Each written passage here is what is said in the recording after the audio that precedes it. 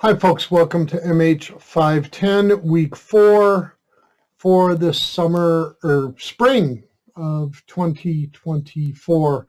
It's like 62 degrees and sunny here. I wish our summers were like this. This week, we're going to be talking about progressive history and historians. But first, an update from the compound. It's been a nice, quiet week. Lisa and I had some alone time over the weekend. It was great. Great Lent has started for we Orthodox, and that's always an interesting time as we confront our failings in life and repent and seek to go forward. But yeah, that's really it from the compound. It's just quiet, and we're in that never land where it's not winter, but it's not spring enough yet to do serious planting. So let's move on. You've got 2 discussion questions this week. Your first discussion question is, as we've usually had, a setup and then the 3 key characteristics. This week, the setup is the progressive school of historiography developed as the progressive movement itself took root in the United States in the late 19th century. However, the notion that history ought to be seen as the progress of human civilization is not limited to the United States or to any particular period of time. Although progressive history as a school of historiography is time-stamped. Based on your reading thus far in Arnold, Gaddis, Novick, Tosh, Truman, and Williams, identify 3 characteristics of progressive history. And what do you think the strengths of this approach are, and what weaknesses exist within the progressive school? That's your first question.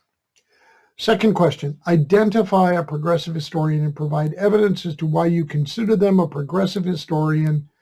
Your choices are limited to historians working between about 1910 and 1950, because that's when the progressives were writing.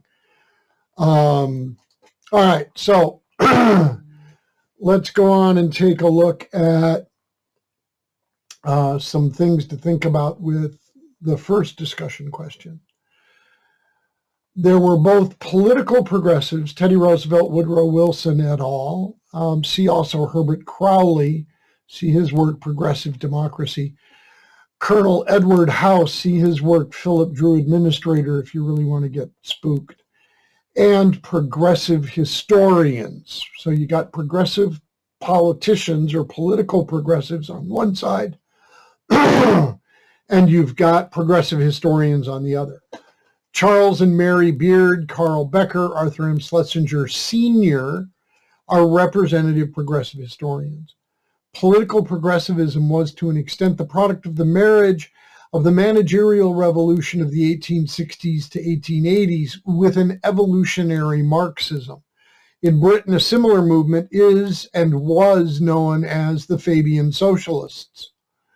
Political and historical progressives shared a late 19th century development of the Enlightenment emphasis on reason and science that resulted in both a Darwinian emphasis on the evolution of humanity and human nature, and a theological shift away from the tragic view of human nature toward a more optimistic view of human nature that resulted in liberal theology and a shared view of the messianic nation notion. Progressive historians were critical of the past, seeing history as the inevitable progress of the human race, often adopting a Marxist-like approach, while arguing that things also constantly improved, resulting in evolution rather than a Marxist revolution. In terms of worldview, progressives generally saw human nature as good and getting better. It was the task of progressives to lead humanity to a better world. They were generally materialists and quite often humanists, the subtle name at the turn of the 19th and 20th century for atheists at the time. There's another interesting phenomenon in tiny little print on this slide.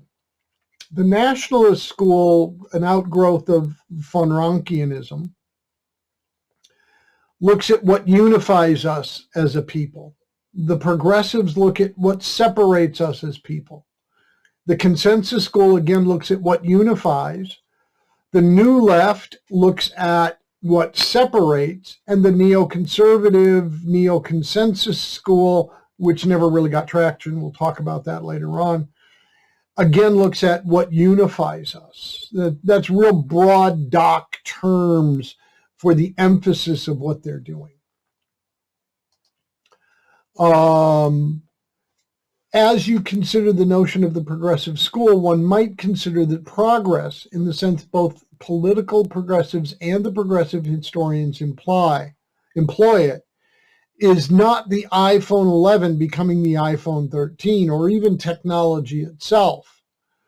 Rather, it is the progress of humanity and human civilization. They hypothesized an improvement in humanity itself, an evolving human nature that was improving, progressing. This view began to emerge in the Enlightenment by discarding tradition and superstition, embracing instead reason and science, and believing the very nature of humanity would change. The critical change occurs with the Enlightenment, and everything else since then is sort of an elaboration of this. And the Enlightenment imposes a view of human existence that is all wrapped up with the empirical. What you can measure, taste, touch, feel, see,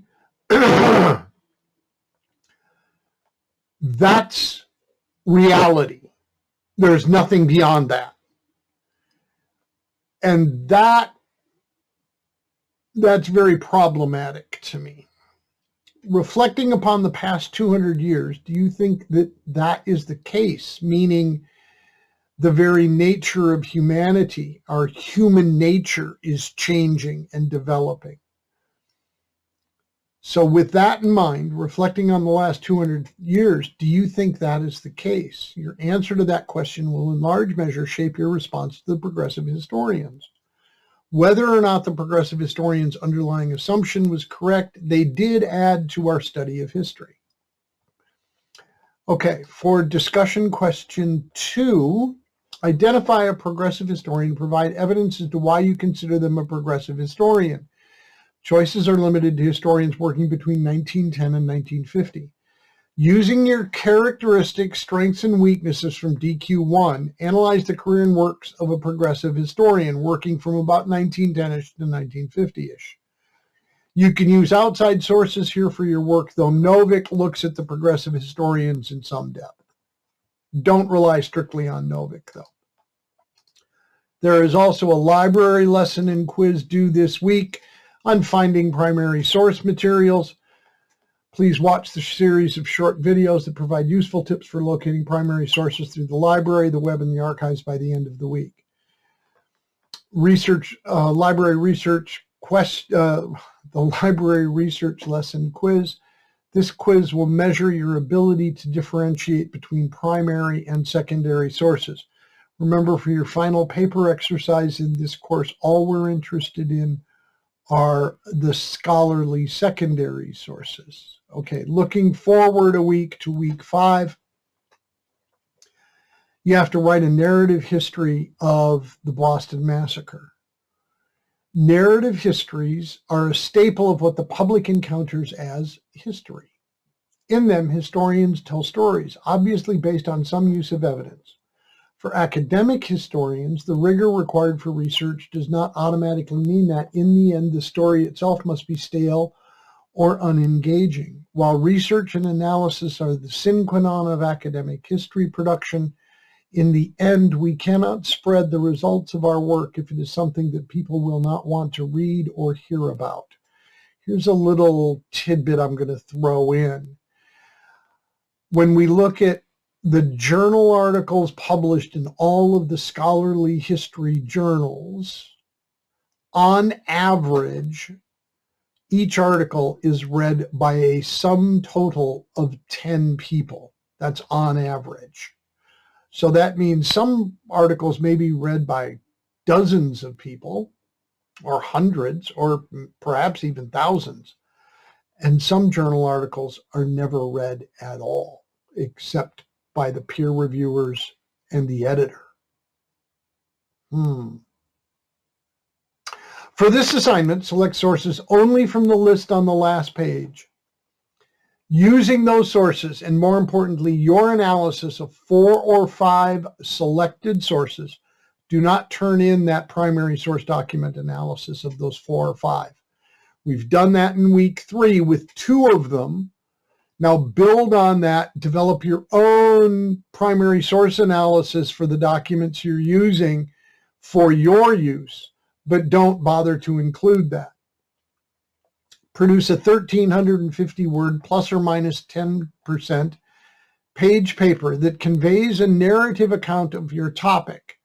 Naturally, you must balance the different perspectives and information conveyed in the sources to produce a readable story about the topic. For some examples, see the links. You must use proper citation in conformity with Chicago Manual of Style requirements. And as a standard for the body text, use Times New Roman 12-point font, double-spaced with 1-inch margins. Footnotes should be indented first line by ½ inch, 10-point Times New Roman font, and single-spaced throughout. The bibliography should be a hanging indent of 0.5 inches, 12-point Times New Roman font, single-spaced with a 6-point space between entries. Don't forget the document naming convention in the instructor office, and see the rubric in the instructor office itself. Okay, for the narrative history, I want to emphasize this. It is an artificial exercise. What I want you to imagine is that you've discovered a collection of documents referring to an event that no one has ever written about before. You are the first to write about the Boston Massacre. Furthermore, suspend your memory for the duration of the exercise. You know only what is in the documents on the next page. So the only background and context is what you can draw from the documents themselves.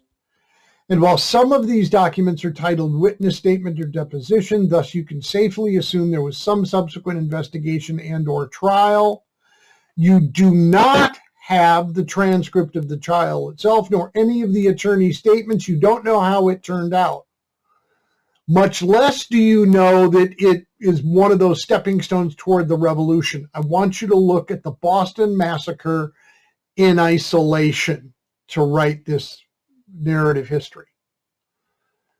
Just describe the massacre itself. Do not concern yourself with the trial or the aftermath. For this assignment, select 4 or 5 primary sources from the Boston Massacre Historical website or the websites listed on the next slide. Only the depositions or witness statements of the massacre itself are to be chosen. Do not use secondary sources, nor should you use some of the other quote-unquote primary sources listed. The Boston Anonymous account, John Hancock or John Adams' closing arguments are thus off limits. They were not at the massacre. Write this as a historian having just discovered this cache of documents. Do not create a fictional character to tell the story. Do not go source by source. Instead, write a flowing narrative of whatever background you can find in the sources to the beginnings of the events of that night, to the culmination of the events of that night, and stop.